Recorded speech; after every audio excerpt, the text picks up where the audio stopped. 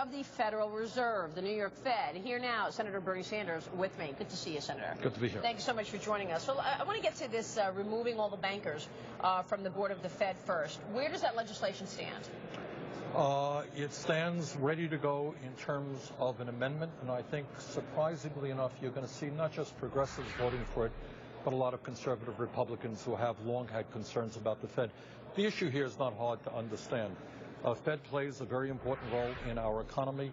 You have 6 huge financial institutions having assets equivalent to 2/3 of the GDP of the United States of America. Do you really want people like Jamie Dimon representing JPMorgan Chase sitting on the New York Fed, which is supposed to be regulating Wall Street? I think that's a very obvious and apparent conflict of interest. But what do you say to the fact that actually Congress mandated the Fed to include CEOs of large banks on its advisory board? That's exactly right. Of course it is.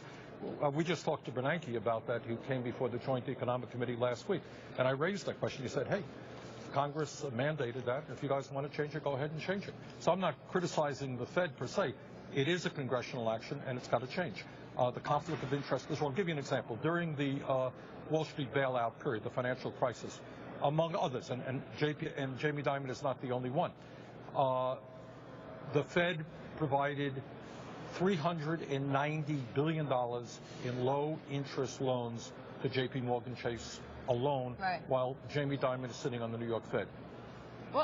Well, let me give you another example, because there's all this talk and attacks of Congress that they really don't understand the complexities of what goes on Wall Street, don't really have an understanding of how some of these instruments work, and you really need bankers, or you need people who are actually doing this to actually create an education for some of these guys. That's a fair point, but I look at it differently. You're right. This stuff is enormously complicated. Frankly, very few people understand it, and that's one of the reasons that many of us have concerns.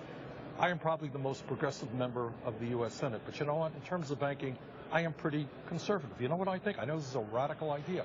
I think that Wall Street and the financial institutions should be investing in the productive economy of America, actually making loans affordable for small and medium-sized businesses so they can grow and create jobs. And the bankers say that's exactly what they're doing. Well, you sure they're not? No, of course they're not.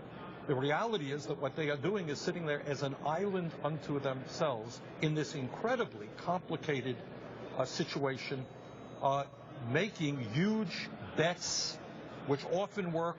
Recently with JPMorgan Chase did not work.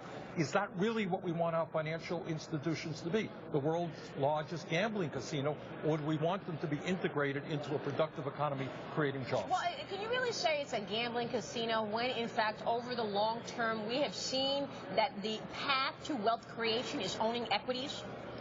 Well, first of all, let's talk about, can I say it's a gambling casino? I would say that most people believe that a Wall Street, which took us on the verge of a world international financial lapse in procedures, in procedures that nobody in the world understands. There may be some people on Wall Street who understand it. Very good, it's enormously complicated stuff. Do I believe it's a gambling casino? Of course I do. So then why do you allow pensioners to own stocks? How come 401ks own stocks? How come you're putting these people in gambling? I'm not putting anybody there. But that's the decisions being made by the entities themselves who think they can get a good return on their investment.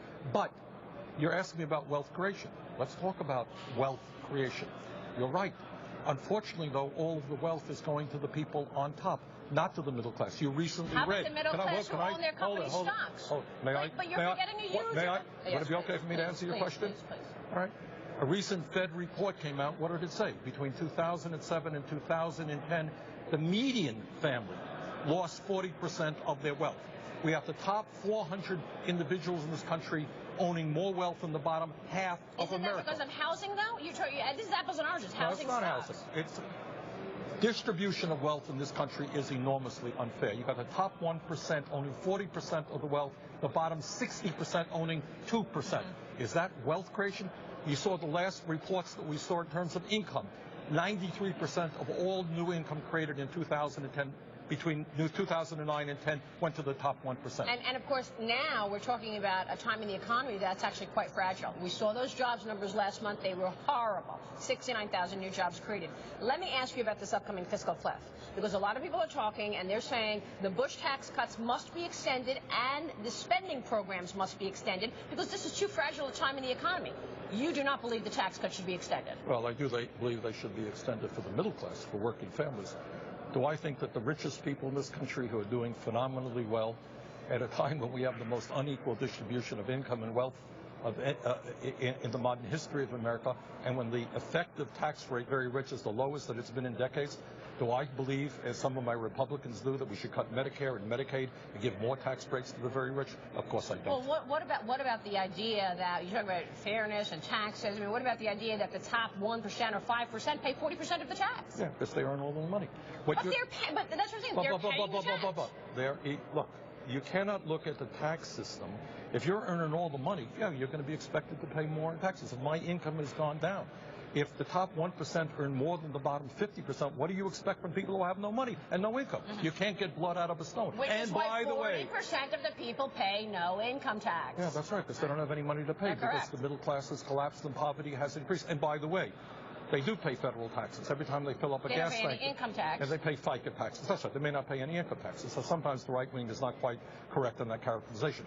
Bottom line is, in America today, the wealthiest people are doing phenomenally well. Middle class is sinking. Poverty is increasing. We need to make huge investments in our economy. We need to rebuild our infrastructure. We need to transform our energy system, create the millions of decent-paying jobs that we can. And I am very disturbed that our Republican friends in the House keep balking at a modest transportation bill that can put a few million people back to work. Let me ask you about tomorrow. The president is making another speech on the economy. We know that, framing the administration's position ahead of the election. How much damage did the private sector is doing just fine gaffe cause the White House and the Democrats? I'm not a great believer in the importance of gaffes. I mean, you know, you made your share of mistakes. I've made my share of mistakes. You got to look at the record. And the record is, look, I am an independent caucusing with the Democrats. I have been very critical of the president for not being more aggressive. But compared to Romney and the Bush trickle-down economic theory, you talked about 69,000 jobs being poor. You're right. Compared to what? 700,000 jobs being lost before Obama took office? Giving tax breaks to the rich, deregulating Wall Street, unfettered free trade. Those are policies supported by Romney. They do not work for the middle class of this country, in my humble opinion. You think Dodd-Frank worked? Do I think what? Has Dodd-Frank done anything for the financial system? Has who done? Dodd-Frank. Dodd-Frank. Well, first of all, a lot of the provisions haven't been implemented yet.